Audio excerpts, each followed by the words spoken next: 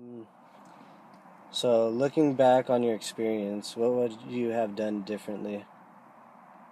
I don't think I would have done anything differently. I think the way that it was, things that came to be, the reason for coming here, um, not really even a reason. It was already written, I guess, for us that we would migrate over here. So I don't think there was anything I could do differently. Even when I was 12 years old, I wouldn't have wished that I was back home and didn't have to move. It, the change was refreshing, I would say. And to come to a country that now, as I grow older, not everyone has the privilege to come here. And not everyone um, has the experience of the luxury of what it's like to be here. In the Philippines, yes, we had maids, we had someone to do our laundry, someone to prepare our food, that type of deal. And here we're very much independent, but at the same time, the independence was for us. Mm-hmm. We were doing things for us, for ourselves, not having someone wait on us. Mm-hmm. Um, so while that is nice to have someone wait on you, um, I'd rather do things on my own and have control over for the most part. Mm-hmm. So um, there's not really that big of a transition that I would miss. Okay. Could you elaborate a little bit more about like independence in the U.S.? Oh, okay. So in the Philippines, um, you can actually employ people to work with you and do things for you. So you can have someone to do your laundry for you, but you pay them. Here, you earn your own way.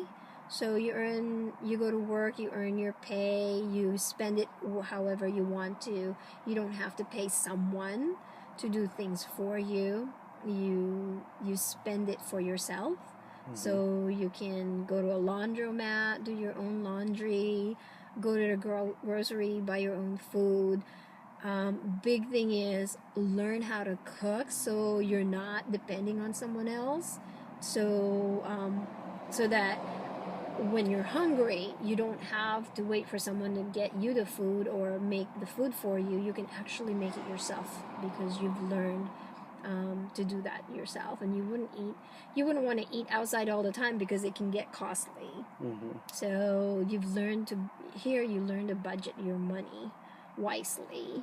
um, Whereas in the Philippines, you can always just have someone paid to do this for you and that for you, make an errand for you, that kind of deal. Okay. Would you have stayed in the Philippines?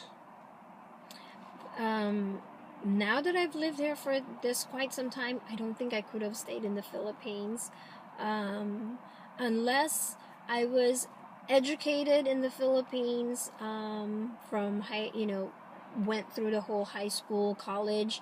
Um, there's a future to be looked upon or to expect, to hope for, but because poverty is very big in the Philippines.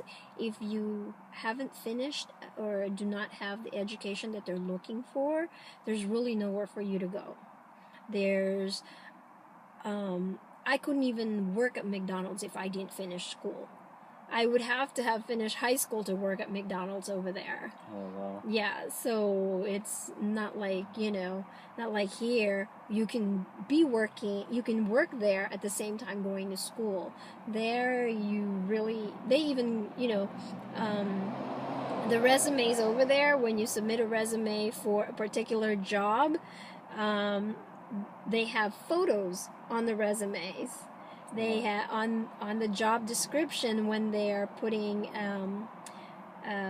job for hire or an open position that they're looking for someone to hire, they would have a description there to say only between so and so age can apply. Only there's all that restriction. Mm-hmm. Only females can apply. It's Wow. not an equal opportunity.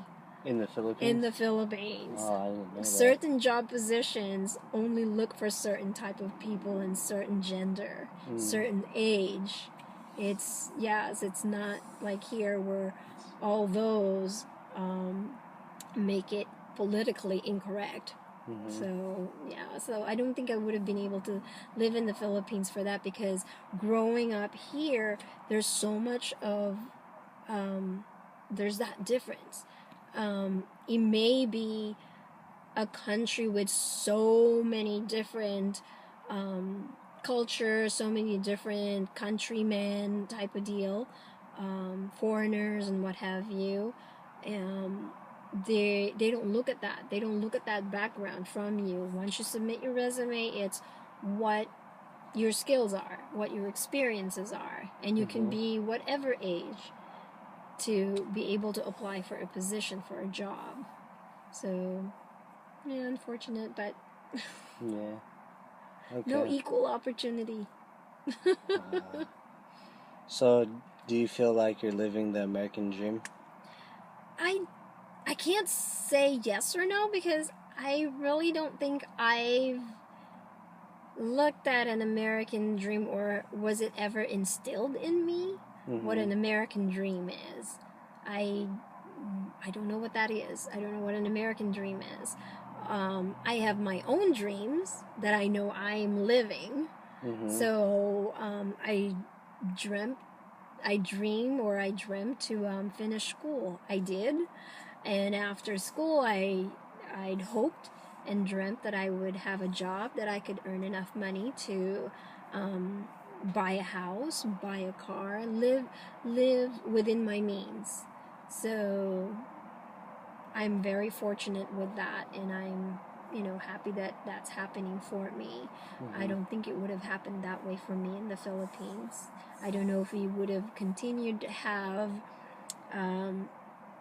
enough. I don't know if we continued to earn. My parents would have continued to earn the money to get us through school, because it's not cheap to go through school. There's no financial aid.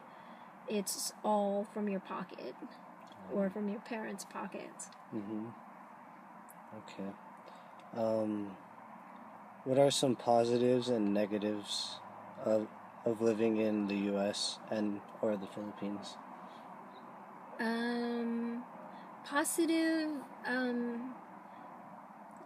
the independence, I would say. You learn how to think on your own, stand on your own.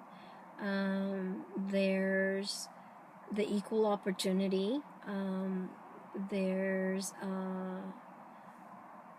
possibilities that you can reach with no restrictions. You don't have to be a certain age to do something. In the Philippines, the negative thing is, if you don't have money, then you pretty much don't progress. If you're not well known, if you don't know someone well known, then there's pretty much no progression there either. But the nice thing about the Philippines is, like I referred before, is that there's a camaraderie. So if you're impoverished, you can always knock on your next door neighbor and say, hey, I don't have any sugar. Would it be okay if I borrow a cup? I'll repay you another time. Or if there's something else that I can offer you, in place of that, there's that. I don't know my next door neighbors, so I'd hardly see them. I don't know if they have children that, if I did have children, that my children can play with. In the Philippines, there's hardly any crime that happened right next to you type of deal. But anyway, back when I lived there, it's not like there's crimes here and there type of thing. And it's not like it's not happening. It's just that it's not prevalent, I don't think. Whereas here, you hear all types of, you wouldn't have known that a child molester lived next door to you. In the Philippines, there's a way, you know who your neighbors are, or someone who knows who your neighbors are. That type of deal.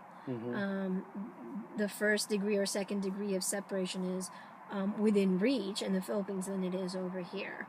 It's Like I said, I don't know my next door neighbor, or even if I see them, because I work Monday through Friday, 40 hours a week, hustling and bustling, and they probably do the same. And then on weekends, you pretty much stay indoors or go out and have fun, but it's not with your neighbors. It's pretty much people that you've worked with. It's not, and here when people like my high school friends, a lot of them have moved on that I have no contact with. The only ones I have contact with are probably 5 out of over 300 students in my high school. Wow.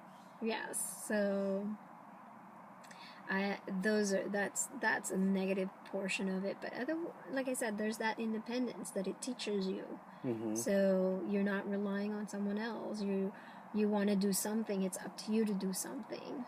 So you risk, if you're in fear of doing something all the time, you have to risk it to be able to do something.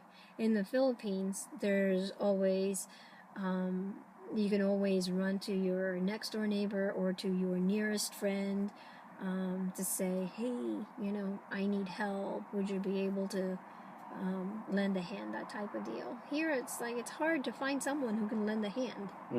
Not total strangers anyway. I mean, your neighbors in the Philippines may be neighbors, but they're still strangers. They're not your blood relatives, but they're still willing to help.